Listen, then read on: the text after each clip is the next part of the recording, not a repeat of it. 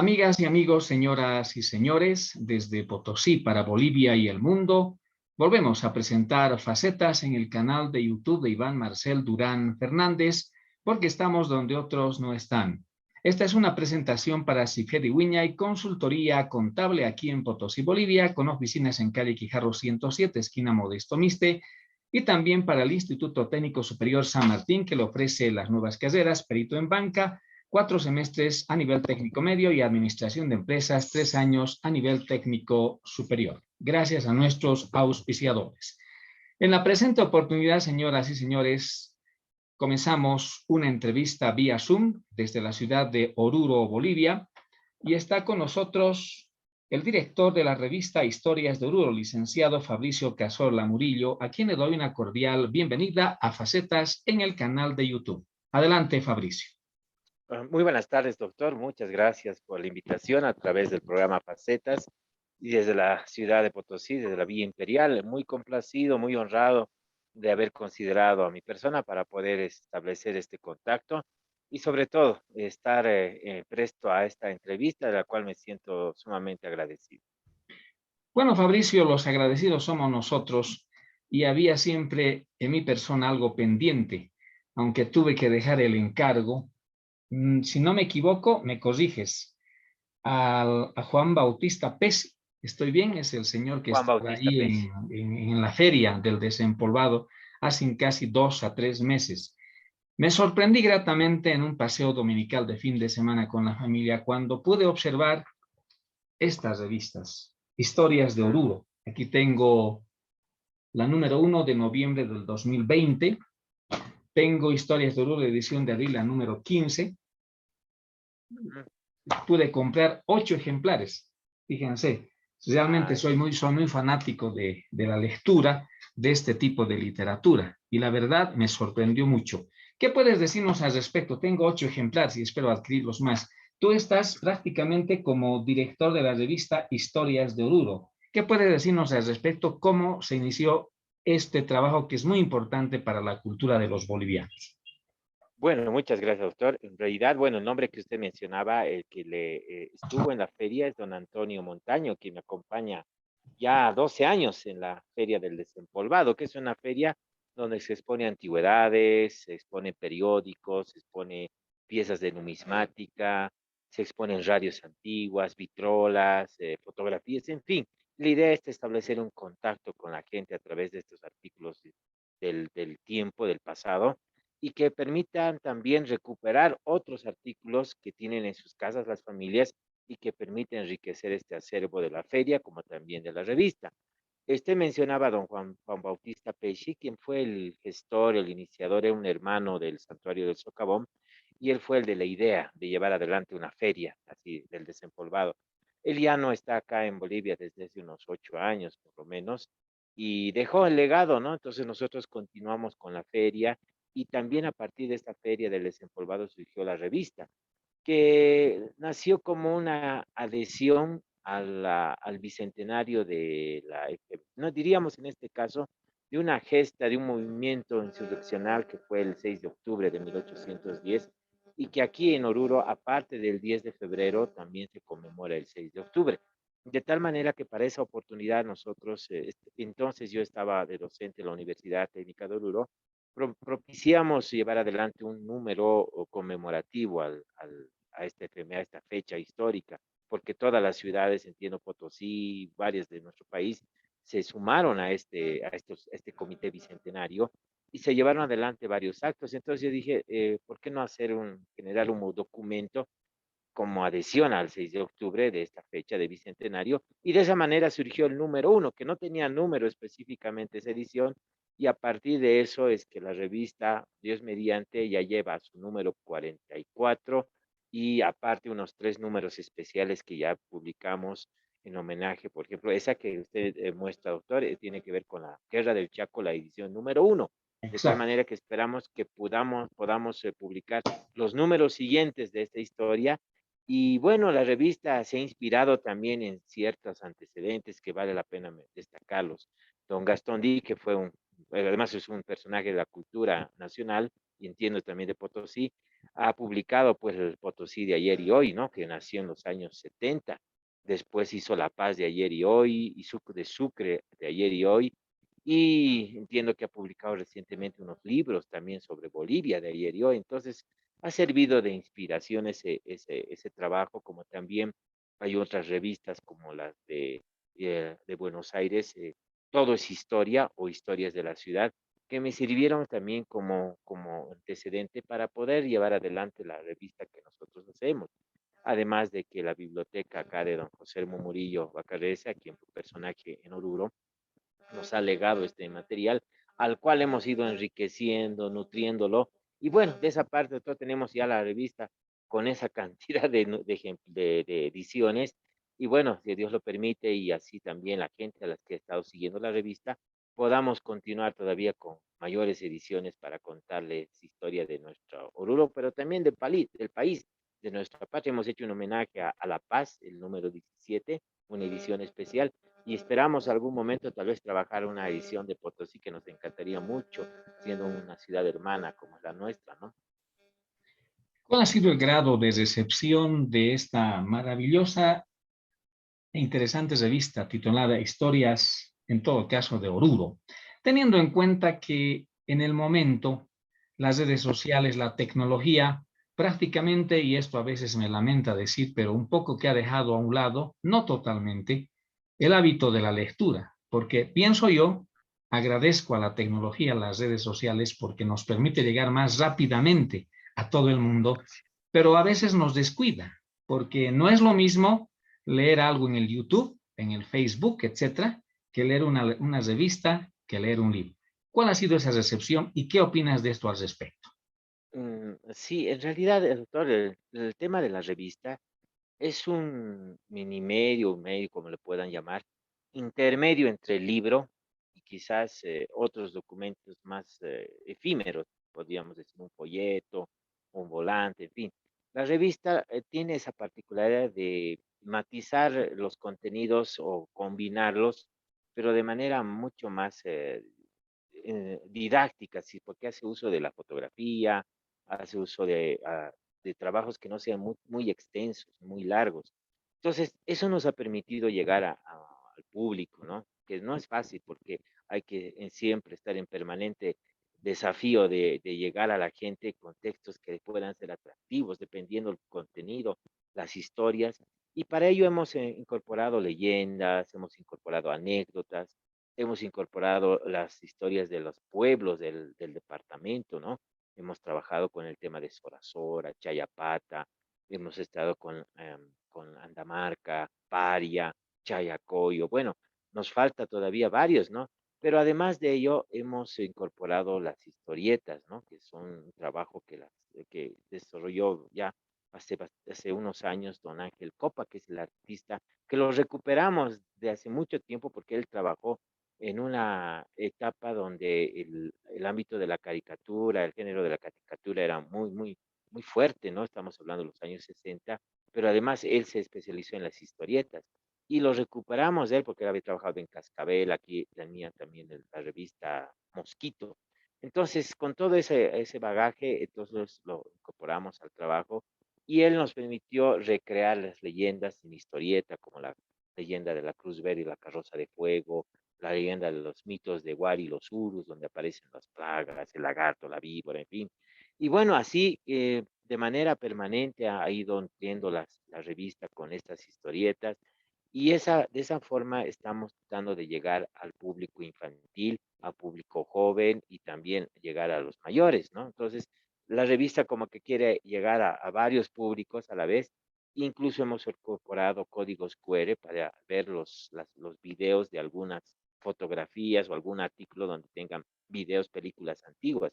Entonces, eso ya lo incorporamos desde la edición 23, la número 24, perdón, la número 22, y bueno, en cada número siempre le incorporamos alguna vez un, un enlace para que puedan ver estos fragmentos de unas películas de 8 milímetros, que era como antes se filmaban, no había antes VHs ni Betamax, antes era película. Entonces, eso también ha ayudado bastante y bueno, las fotografías sobre todo, doctor, que las fotografías antiguas permiten atraer a mucha gente, porque es una forma de comparar cómo era antes y cómo es el hoy.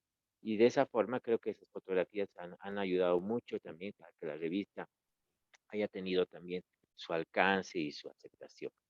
No cabe duda que las fotografías le dan otro realce de presentación a la revista, la hacen más elegante, sin desmerecer desde luego a otras revistas que solamente están con gráficos. Igual tienen su valor, pero si hablamos de historia, en este caso la de Oruro, creo que las fotografías, reitero, tienen realce. Quiero que me comentes lo siguiente, estimado Fabricio. Tengo en mis manos Historias de Oruro, la número 39 de septiembre de 2018. En realidad, Ujú, mentiría si digo que me las he leído todas. Eso es ujú. falso. Pero voy a comenzar como leyendo con los seguidores de Facetas. Por eso es que te decía esta mañana, como dice la ley, debo de pedir permiso para su reproducción total o parcial de manera verbal para que No, claro la que sí. gente también pueda conocer esto. En este libro, perdón, en esta revista número 39, hay un artículo que me ha llamado profundamente la atención, las fotografías.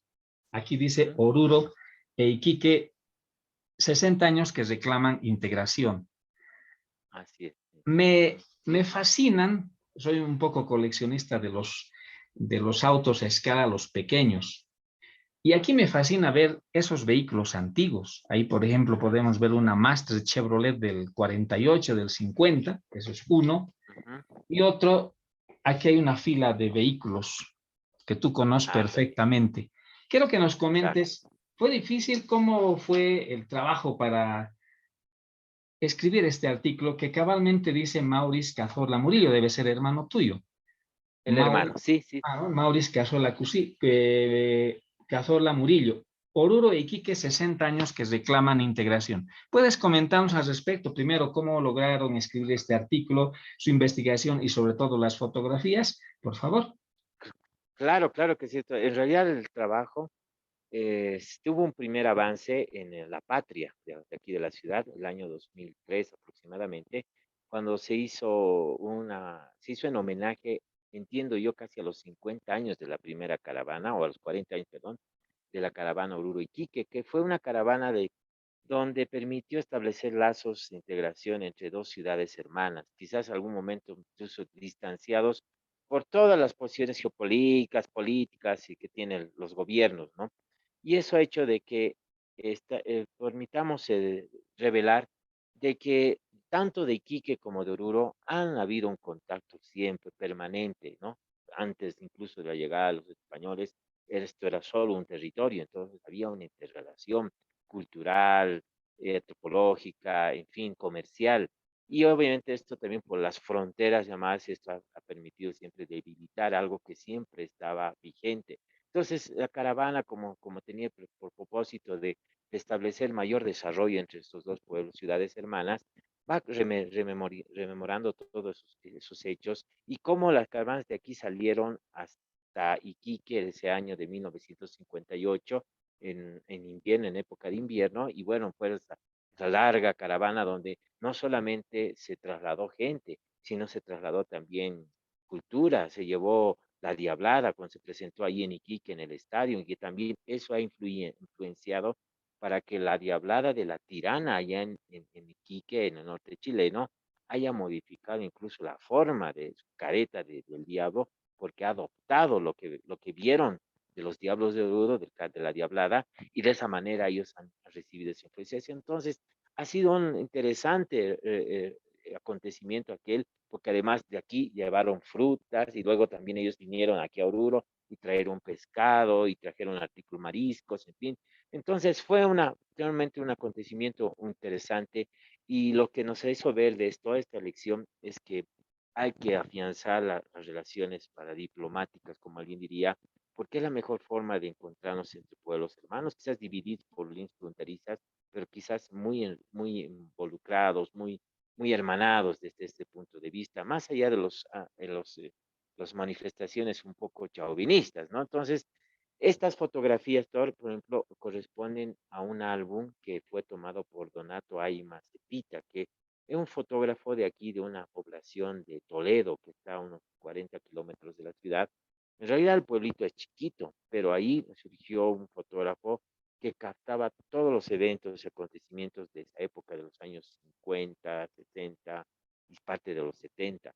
Ese archivo fotográfico ahora lo tiene custodia, tiene una gran parte del Museo de Etnografía y Folclore. Y de esa colección, en los años 50, quien fue parte de la caravana, el abuelo de su escrito, don José Elmo Murillo, consiguió el álbum que le fue encomendado a este fotógrafo para que capte las escenas más relevantes de esta caravana. De esa forma que esas fotografías están ahí en la revista, algunas que se incorporaron y que sirven para la memoria incluso de esta historia, donde Iquique también mantiene vigente en su memoria lo que ha sido este encuentro de hace ya más de 50, van a ser ya casi 60 años de lo que fue esta caravana de la integración. Estamos presentando Facetas en el canal de YouTube de Iván Marcel Durán Fernández desde Potosí para Bolivia y el mundo. Gentileza de CIFE de Huiña y Consultoría Contable e Instituto Técnico Superior San Martín. Y estamos gratamente en una entrevista con una persona que es el director de la revista Historias de Oruro. Se trata de Fabricio Cazorla Murillo. Otra pregunta, estimado Fabricio. Este número estaba hojeando recientemente y de verdad hay fotografías maravillosas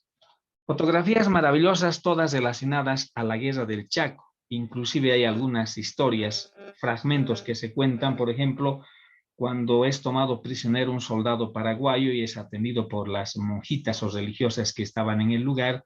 Y lo que me emocionó cuando leí, y dice el que estaba casi moribundo, que recibía un vaso de leche, tenía muchas heridas, que él ya no era paraguayo, sino que era boliviano, porque en esta nueva patria se sentía como comenzar a vivir porque recibía esta atención de mujeres bolivianas. Opinión respecto de la consecución de las fotos y del contenido de este número que es el 1 de noviembre de 2020, Historias de la Guerra del Chaco.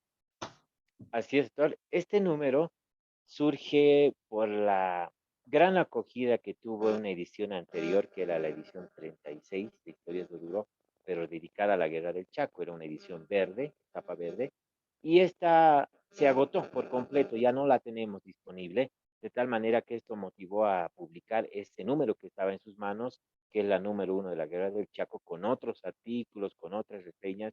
Y bueno, hemos tenido la suerte también en nuestra experiencia en La Patria, en el periódico La Patria acá en Oruro, de haber hecho en el año 2003, 2004, con un colega, Marco Arturo Flores, testimonios, lograr testimonios de los combatientes en ese tiempo con vida y con cierta lucidez para poderlos grabar esos recuerdos de la guerra. Y eso también sirvió de mucho para poder ir fortaleciendo este trabajo y plasmarlo en una revista. Ahora, porque además hay algunos testimonios que están en este número y otros artículos que hemos recuperado, como las fotografías que también hemos logrado reunir de cuanto era posible encontrar, porque había todavía familias que tienen y conservan estos tesoros de sus abuelos, ¿no? Donde participaron en la guerra. Y qué bonito contar a partir de una fotografía lo que lleva detrás de ello, ¿no? La participación, por ejemplo, de este héroe de Boquerón, porque su esposa, que creo que entiendo ya que falleció, pues era muy, muy viejita, nos le transcribió la hija en un cuaderno carpeta, en un cuaderno, en unas hojas comunes, lo que había recordado de su hermana, ¿no? Y ahí tenemos precisamente uno de los artículos que es relacionado a los detentes, ¿no? Que eran colocados en el pecho de los soldados para evitar que las balas les lleguen y era una forma de protección. Entonces, esta es una colección, por ejemplo, de Mario Antelo, que nos proporcionó las fotografías. Y es interesante ver cómo incluso las monjitas las iban cosiendo, iban bordando, y son detalles, por ejemplo, esa que es un mural de una ilustración de la Semana Gráfica, que era una revista que se publicaba durante la época de la contienda y que tuvo esos trabajos artísticos tan sobresalientes que creo que el Paraguay no ha tenido esa suerte y esa calidad de artistas y de estética en los trabajos como los que hemos tenido en Bolivia, no solo en el arte pictórico, en los dibujos, sino en la música. Y bueno, creemos que la revista permita poder funcionar todo ello y recuperarle de la memoria estos trabajos para que no pierda vigencia la historia de nuestra patria y ese sentido cívico que debe estar siempre permanentemente en nuestra juventud, como en todos nosotros. Cuando uno viaja a Oruro, y básicamente cuando está a los pies de la Virgen, que es el ícono, que es la parte atrayente de la capital folclórica de Bolivia, lo primero que en los años 60 y 70, recuerdo yo, veía es una ciudad pequeña, pero que tenía una planicie muy extensa donde podía tranquilamente desarrollarse. Hablo de los años 70, 74, 75. Pero cuando en esta gestión 2022 quien te habla vuelve a subir a ese lugar, se encuentra con que ya no es esa ciudad pequeña, es una ciudad bastante grande, tiene muchos edificios y se asemeja un poco al Alto de La Paz. Pero Oruro ha crecido demográficamente, ha crecido en sus calles, sus avenidas, sobre todo, y hay edificios modernos. ¿Cómo ve el director de la revista Historias de Oruro el crecimiento, el progreso de Oruro, que es la parte central en nuestra amada Bolivia? Bueno, definitivamente es un aspecto positivo de lo que es el crecimiento de nuestra ciudad, pero no con esto significa de que está creciendo adecuadamente, no hay muchos problemas, no hay una planificación urbanística apropiada, porque los contornos de la ciudad han estado poblándose de grupos migrantes que llegan de algunas provincias, incluso del norte de Potosí. Y bueno, la ciudad se ha caracterizado siempre por ese sentido de hospitalidad, de acoger a la gente, ¿no? Entre extraños y todo ello. Pero creemos que a medida que crece una ciudad, también deben generarse sus políticas de poblamiento, de urbanización en cuanto a espacios de recreación. Y creo que Oruro, como en todas las ciudades de nuestro país, hay algunas dificultades, pero bien, digamos que la ciudad demuestra en, en su aspecto, en su fisonomía urbanística, un progreso, ¿no? Se ven los edificios y todo ello, y creemos que también demuestra que la actividad que caracteriza mayormente a las ciudades es el comercio, es la actividad comercial, son las ferias de los miércoles, los sábados, o la de objetos o artículos americanos los martes y viernes. Y bueno, ese es Oruro, esa es su característica particular, ¿no? Porque la actividad minera creemos que va a ser también una temporada y no siempre es lo que va a representar todo el tiempo, ¿no? En nuestra economía. Casi en el final de esta entrevista vía Zoom con Fabricio Cazorla Murillo desde Oruro y en su condición de director de la revista Historias de Oruro, un breve comentario sobre el número 38 de abril del año 2018. ¿Qué me llama la atención? Por supuesto que toda la revista, reitero, comenzaré a leer a profundidad, pero me llama la atención, y es algo muy bueno para los filatelistas, esta estampilla que la han acompañado con la venta de esta revista. Dice, efigie de Eduardo Avaroa, 1931, grabado por Perkins, Bacón y compañía, valor 10 centavos, rojo, naranja, sello conmemorativo al defensor de Calama, al 23 de marzo de 1879. Comentario al respecto, Fabricio. Bueno, dentro de las actividades de la feria, hemos tenido la oportunidad de adquirir un stock de un coleccionista también de estampillas. Y bueno, es una historia, pero lo interesante es que estas estampillas cada vez, bueno, son menos y menos también la cantidad de gente que se dedica a la filatería, como que son contados en el país, creo, los que se dedican a este hobby. Y lo que hemos tratado de hacer es incentivar y también darle su espacio, su lugar histórico a estos artículos, a estas piezas, porque son un complemento también a la revista, de tal manera que en algunos números hemos ido incorporando algunas estampillas originales, eso sí, porque entiendo que alguna revista parecida en el Perú, yo vi este último en Puno, hicieron reproducciones incluso de estampillas o billetes, que no es lo mismo, ¿no? Entonces, eso hemos incorporado a la revista de tal manera que ha tenido muy buena aceptación. Y a este número que usted comentaba, doctora, hay algo interesante. Hay algún artículo que me he permitido recuperar, que es de un periodista potosino, Gober Zárate. En realidad es un destacado personaje que trabajó en Caras y Caretas de Argentina, en Buenos Aires, y fue quien hizo una entrevista a uno de los sobrevivientes de la Guerra del Pacífico en el entonces periódico El Radical de Potosí. Y esa entrevista la publicó en ese tiempo, 1923-24 aproximadamente, sí, esa es, y lo que le dijo en Combatiente de 1879. Entonces, don Gober Zárate tuvo la suerte de haber entrevistado a los sobrevivientes de la Guerra del Pacífico, cosa que casi ningún historiador, entiendo yo, lo ha hecho como él. Tiene, creo, otra entrevista que hizo a uno de los coroneles del Batallón Colorados de Bolivia. No recuerdo ahorita el nombre, y a unos dos personajes más. Entonces, el trabajo que hizo con Gober Zárate realmente es muy valioso porque él recupera la voz de los propios protagonistas y los publica en el periódico El Radical, y después los publica en Presencia Literaria de los años 70. Y de ahí hemos podido recuperar esto que forma parte de la edición de 38 de la Guerra del Pacífico, que es una entrevista realmente muy interesante porque cuenta detalles de cómo vieron el asalto a Antofagasta y a los bolivianos, y cómo los patriotas bolivianos, una vez que ya asumió la posición chilena en toda esta parte del territorio, tuvieron que irse hasta Tacna para formar la guarnición, lo que iba a ser la defensa, lo que representaba la última batalla del concurso boliviano. Entonces, como usted ve, doctor, la revista incorpora varias voces, varios trabajos, no solo de Oruro, sino también de todo el país, y estimamos poder trabajar otras ediciones como esta para seguir haciendo historia y sobre todo contarle la historia a nuestro país, y que esto nos ayude también a comprendernos mejor como somos en el presente y vislumbrar nuestro futuro. Desde Potosí, Bolivia, Iván Marcel Durán Fernández, quien te habla, hace extensiva una felicitación para tu persona y para todos quienes componen todo el staff, quienes han llevado y siguen llevando adelante la publicación de historias de Oruro. Y con la venia de tu dirección vamos a tratar en lo posible de dar lectura en el relato, como es una costumbre de este programa, para hacer conocer estas historias de Oruro.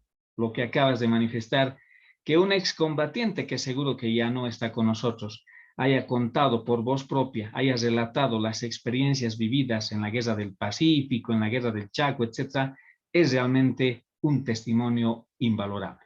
Gracias, Fabricio. No es esto un adiós, ni tampoco esta, estoy seguro, será la primera ni la última entrevista. Espero que tengamos esa relación entre dos departamentos, dos ciudades hermanas, Potosí y Oruro, para seguir conversando sobre temas de cultura, sobre temas de historia que tienen relación con nuestros pueblos Oruro y Potosí. Tu despedida, estimado Fabricio. Doctor Iván, muchas gracias por la entrevista, sumamente emocionado por la posibilidad de dirigirnos a su selecto auditorio, a su audiencia, a la gente que le sigue a través de la página.